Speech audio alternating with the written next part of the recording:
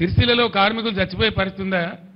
ఆత్మహత్యలు మళ్ళీ మొదలయ్యేటట్టునేని అడిగితే ఇంకో కాంగ్రెస్ వాడు అంటాడు, ఏం పోయింది వాళ్ళ నిరోధులు అమ్ముకొని బతుకమన్నది, పాపడాలు అమ్ముకొని బతుకమన్నది అంటాడు.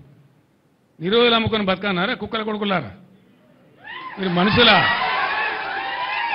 అప్పుడు చంద్రబాబు నాయుడు అని ఒక మూర్ఖుడు ముఖ్యమంత్రి ఉండే, నేను అక్కడ దండం పెట్టిన, అయ్యా ఒక 50,000 రూపాయలు ఎక్స్గ్రేస్ ఇయ్యవయ్యా, పలానా డేట్ లోపల నువ్వు ఇయ్యకపోతే నేను భిక్షాటన చేసి ఇస్తాను, దండం పెట్టి చేతులు ఎత్తి అంగలార్చిన నేను. కానీ ఆ దుర్మార్గుడు ఇయ్యలే. దాని ధర్మిలా నేను భిక్షాటన చేసిన. నిజామాబాద్ పట్టణంలో, హైదరాబాద్ హ్యాబిట్స్లో భిక్షాటన చేసి ఒక 7.5 లక్షలు వస్తే తీసుకుపోయి ఆ కుటుంబాలకు ఇచ్చినాం భూదాన్ పోచంపల్లిలో. అట్లా భువనగిరిలో, గద్వాలలో, దుబ్బాకలో, సిరిసిల్లలో రోజు చనిపోయే చేనేత కార్మికులకు ఆదుకోవాలని చెప్పి బీఆర్ఎస్ గవర్నమెంట్లో మేము ఒక పద్ధతి ప్రకారం అటు పేద ప్రజలకు ఎంతో కొంత మేలవుతుంది, ఇటు కార్మికులకు ఉపాధి వస్తుందని మేము పథకాలు పెట్టినాం. రంజాన్ తోఫాన్ పెట్టి బట్టలు నేయమని వీళ్ళకి ఆర్డర్ ఇచ్చినాం. క్రిస్మస్ తోఫాన్ పెట్టి బట్టలు నేయమని వీళ్ళకి ఆర్డర్లు ఇచ్చినాం. స్కూల్ యూనిఫాములు నేయమని చెప్పి ఆర్డర్ ఇచ్చినాం. దాంతోపాటు బతుకమ్మ చీరలను పెట్టి వాళ్ళకి ఆర్డర్లు ఇచ్చినాం. ఇలా దురదృష్టం ఏంటంటే ఇప్పుడే నాకు చేనేత కార్మికుల మిత్రులు కలిసిండ్రు. సార్ మళ్ళా మా పాతకు వచ్చింది, మేము ఆత్మహత్య చేసుకునే పరిస్థితి వచ్చింది, మాకు మీ గవర్నమెంట్లో ఇచ్చిన ఆర్డర్ బాపతి 300 కోట్ల రూపాయల బకాయిలని అవి ఇస్తలేరు సార్ అని చెప్పారు వాళ్ళు. మీరు రాండి హైకోర్టులో కేసు ఇద్దాం, గుంజుదాం వీళ్ళని గదాలకు, మీరు రెఫరెండం అంటారు, వీళ్ళ రెఫరెండం సంగతి ఎందుకు చూద్దామని చెప్పి రమ్మని చెప్పినాం. రేపు ధర్నా పెట్టినారు ఇక్కడ దాదాపు 10,000 మందితో సిరిసిల్లలో చేనేత కార్మికులు ధర్నా పెట్టిన. మేము కూడా మా నాయకుడు అటెండ్ అవుతాం, వాళ్ళకి అండగా ఉంటాం, గుంజుతాం. ఇంకా దరిద్రం ఏంటంటే బ్రాహ్మణ పరిషత్ మేము నిధులు ఇచ్చుకుంటూ పోయినాం, ఓవర్సీస్ స్కాలర్షిప్ నిధులు ఇచ్చినాం.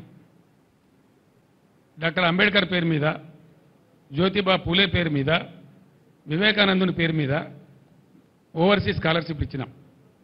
ఇండియాలోనే ఏ రాష్ట్రం ఇయ్యని విధంగా పేద పిల్లలు విదేశాలకు పోతే వాళ్ళు చదవాలి, బాగుపడాలి, బతకాలని చెప్పి ఇచ్చినాం. మొత్తం బంద్ పెట్టింది.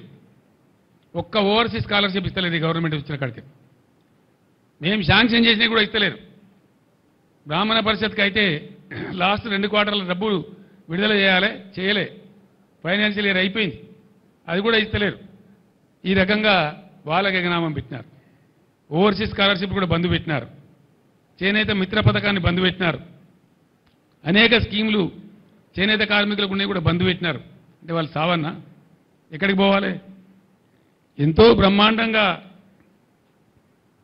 జరిగేటువంటి కాడ చివరికి బడి పిల్లలకు బ్రేక్ఫాస్ట్ పెట్టినాం మేము. ఎన్నో మంది, లక్షలాది మంది పిల్లలు పాపం పేదవాళ్ళు ఉన్నారు, బ్రేక్ఫాస్ట్ పెట్టమని చెప్పినాం. దాని ఇంటర్మీడియట్ కాలేజీలో కూడా వర్తిస్తామని చెప్పినాం. ఆ బ్రేక్ఫాస్ట్ కూడా బంద్ పెట్టారు. చిన్న పిల్లలకు బల్ల పెట్టిన బ్రేక్ఫాస్ట్ బంద్ చేయడం రెఫరెండమా? ముఖ్యమంత్రి గారు గదెందుకు బంద్ చేసినావు? ఆ పోరగాళ్ళను నోరెందుకు కొట్టినావు నాకు అర్థం కాదు. ఓవర్సీస్ స్కాలర్షిప్ బంద్ పెడతావు, బ్రాహ్మణ పరిషత్ నిధులు బంద్ పెడతావు, చేనేత కార్మికులకు బంద్ పెడతావు, చివరికి బ్రేక్ఫాస్ట్ కూడా బంద్ పెడతావు. మరి ఏం నడుపుతున్నారు మీరు నాకు అర్థం కాదు. ఎవరికి ఇస్తున్నారు డబ్బులు? ఏం చేస్తున్నారు? ఏం జరుగుతూ ఉంది? ఇంకా దీని మీదికెళ్ళి కథ ఏంటంటే రైతు బంధు అడిగితే ఒక మంత్రి ఏమో చెప్పుతోని కొట్టున్నట్టు. చెప్పుతోని కొడతారా? నేను ఇదివరకే చెప్పిన రైతులకు కూడా చెప్పులు ఉంటాయి, బందోబస్తు ఉంటాయి. తిక్క ఉట్టుకొచ్చినాడు వాళ్ళు మరైతే మీ గతి ఏమవుతుందో ఆలోచించుకోండి అని చెప్పిన నేను. సిరిసిల్లలో కార్మికులు చచ్చిపోయే పరిస్థితి ఉందా? ఆత్మహత్యలు మళ్ళీ మొదలయ్యేటట్టునేని అడిగితే ఇంకో కాంగ్రెస్ వాడు అంటాడు, ఏం పోయింది వాళ్ళ నిరోధులు అమ్ముకొని బతుకమన్నది, పాపడాలు అమ్ముకొని బతుకమన్నది అంటాడు. నిరోధులు అమ్ముకొని బతకన్నారా? కుక్కల కొడుకులారా మీరు మనుషులా? మీరు లక్షలాదిగా ఉండేటువంటి చేనేత కార్మికుల మనోభావాలు దెబ్బతీస్తారా? మీరు ఇస్తే ఇచ్చిండ్రు, పీక్తే పీకిండ్రు, ఇవ్వకపోతే చేత కాకపోతే ఇవ్వకుండా. కానీ నిరోధులు అమ్ముకొని బతుకుండ్రి, పాపడాలు అమ్ముకొని బతుకున్నట్టు వాళ్ళు మనుషుల్లా కనబడతలేరా? గర్జిస్తారు బిడ్డ, చేనేత కార్మికులే ఇలా పులులే గర్జిస్తారు, మిమ్మల్ని తరిమి కొడతారు, జాగ్రత్త అని చెప్పి నేను హెచ్చరిస్తా ఉన్నా. వెంటనే బతుకమ్మ చీరలే కానీ, మరో చీరలే కానీ, స్కూల్ యూనిఫామ్లే కానీ అవన్నీ కూడా బకాయిలు ఇమీడియట్ విడుదల చేయండి. నేను చేనేత కార్మికులు చెప్పిన అవసరమైతే మా పార్టీ నుంచి డబ్బులు ఇస్తాం, వకీళ్ళ ఫీజులు, మీరు భయపడేదేం లేదు, కోర్టులో గుంజుదాం, కొట్లాడదామని కూడా చెప్పినాం. రేపు ధర్నా తర్వాత కూడా స్పందించకపోతే ఆర్డర్లు రాకపోతే 3-4 రోజులలో ఖచ్చితంగా హైకోర్టులో దావా వేస్తాం. ప్రతి ఊర్లో ధర్నా పెడతాం. ఎక్కడెక్కడ చేనేత కార్మికులకు బాధలవుతున్నాయో రాష్ట్రం అంతా రణరంగం చేసి మిమ్మల్ని ఫుట్బాల్ ఆడతాం బిడ్డ, ఇడిచిపెట్టాం, జాగ్రత్త.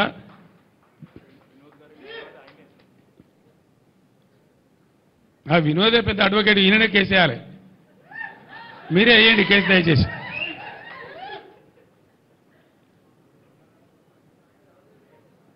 ఇంకేం మాట్లాడతారు? చేనేత కార్మికులు మొన్నటిదాకా దొబ్బి తిన్నారట. దొబ్బి తిన్నారా? దొంగనా కొడుకులారా? దొబ్బి తిన్నారా?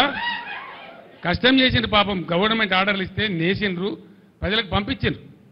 లేని అవ్వలకు, చెల్లెళ్లకు, అక్క చెల్లెలకు పాపం బతుకమ్మ చీర పేరు మీద ఒకటి పోయింది.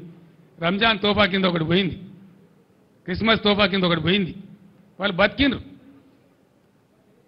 అటు పేద ప్రజలకు అందింది, ఇటు చేనేత కార్మికులు బతికిండ్రు. వాళ్ళకు ఉపాధి మార్గం దొరికింది. ఇవాళ 14 ఏళ్ల కింద 10 ఏళ్ల కింద తెలంగాణలో చేనేత కార్మికుల బతికి ఏముండెనో మళ్ళా చేనేత కార్మికుల బతి ఆ పరిస్థితి తీసుకొని వచ్చింది ఇవాళ గవర్నమెంట్. 3-4 నెలల ఇంత పెద్ద కథ. నాకు ఇంకొక విషయం అర్థమైతే లేదు. మన సూర్యాపేట కూడా అడిగిన, మీరు కొత్త పీకి పడగొట్టింది ఏమీ లేదు, మీతో కాదు. మీ ప్రభుత్వమే లత్కోర్ల ప్రభుత్వం ఉన్నది. అడ్డమైన మాటలు మాట్లాడి మీరు 1.8% ఓట్లు ఎక్కువ వచ్చి మీరు గెలిచినారు మాకంటే. మేమేం రౌట్ కాలే, ప్రధాన ప్రతిపక్షంగా ఉన్నాం. మాకు 37% ఓట్లు వచ్చినాయి, మీకు 38.9% ఓట్లు వచ్చినాయి, అంతే. 38.8%. జస్ట్ 1.8% ఓట్లు మీకు వచ్చినాయి ఎక్కువ. ఎందువల్ల? మీ లత్కోరు వాగ్దానాల వల్ల, మీ ఉల్టా సీదా వాగ్దానాల వల్ల. మీ తులం బంగారాన్ని కొందరు మోసపోయినరు, 10 లక్షలకు బదులు 12 లక్షలతో దళిత బంధు కొందరు మోసపోయినరు, 2000లకు బదులు 4000 పెన్షన్ వస్తుందని కొందరు మోసపోయినరు, అంతే కదా. మీ 2 లక్షల రుణమాఫీ కొందరు మోసపోయినరు, మీ 500 బోనస్ ఇతరని కొందరు మోసపోయినరు, లేడీస్కు స్కూటీలు, ఇంకా స్కూటీ, మీ స్కూటీలో కొంతమంది మోసపోయినారు. ఇలా బిడ్డ వాళ్ళే మీ కళ్ళు కాల్చి వాత పెడతారు, మీకు చూపిస్తారు మీ కథ ఏందో, మీ రామాయణం ఏందో. నేను ఇక్కడ మాట్లాడి కొద్దిమంది వింటుండొచ్చు, కానీ ఇప్పుడు రాష్ట్ర వ్యాప్తంగా లక్షలాది మంది వింటున్నారు నేను మాట్లాడే మాటలు. మీ తొత్తు పేపర్లలో తప్ప నిజాయితీ ఉన్న అన్ని పేపర్లలో కూడా వస్తుంది. ఇక నిజాయితీ పేపర్లు ఏంటియో తొత్తు పేపర్లు ఏంటియో రేపు బయట పడుతుంది. ఇంకొక విషయం నాకు మనసున పడతలేదు, నేను బాధతో చెప్తున్న ఈ మాట. కొత్తది మీతో అవుతుందా, పీక్తుందా, మీ శాతం అవుతుందా లేదా, అదంతా వేరు సంగతి. ముందు కాలం ఉన్నది, కాలమే రుజువు చేస్తుంది. మీ సమర్థత ఏంది, మీ శక్తి ఏంది, మీ తెలివితేటలు ఏంది, మీరు ఎంతపాటి సిపాయిలు అనేది అంతా బయట పడుతుంది. ఒక్క ఏడాదిని మీ రంగం మొత్తం తేల్చేట్టున్నది. నడిచింది కదా 9 ఏళ్ళు కరెంటు. దయచేసి విలేకరులకు నేను ఒక మాట చెప్తాను, మీరు స్పష్టంగా వినండి, ఇలా అరమరికలు వద్దు. బీఆర్ఎస్ గవర్నమెంట్ ఉన్నప్పుడు గత సంవత్సరం ఇదే ఎండాకాలంలో అత్యధికంగా వచ్చినటువంటి పవర్ లోడ్ ఏదైతే ఉందో 14,900 మెగావాట్లు, 900 చిల్లర, 14,900 చిల్లర, 14,900. దాని తర్వాత మొన్ననే ప్రధానమంత్రి వచ్చి జాతికి అంకితం చేసిండు. మేమే కట్టించిన వెంబడబడి, మేమే అన్ని శాంక్షన్లు ఇచ్చినాం. ఎన్టీపీసీ నుంచి వాటర్ అలొకేట్ చేసినాం, వాళ్ళకి భూమి కావాలంటే అలాట్ చేసినాం. నేను 5 సార్లు 6 సార్లు నేను రామగుండం స్వయంగా పోయినా ఎన్టీపీసీతో కట్టించినాం చట్టం ప్రకారం. 1600 మెగావాట్లు యాడ్ అయింది కొత్తగా. 1600లో 85%.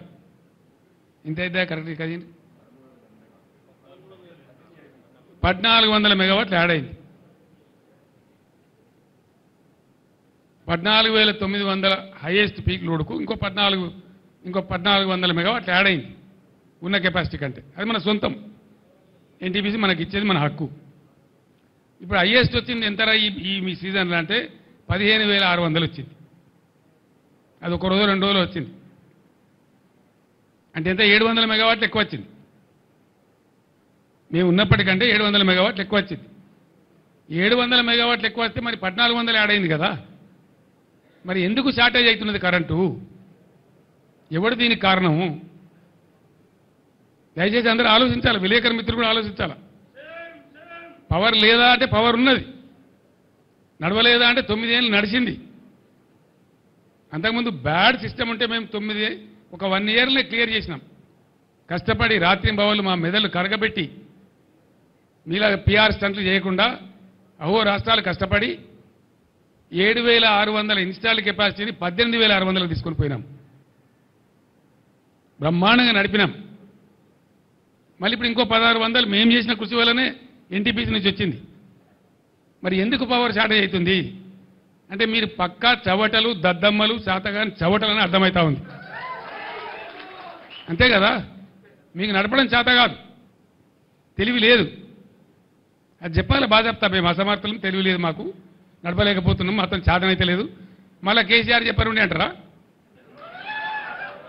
ముందే చెప్పనుండే కేసీఆర్ అంటారా?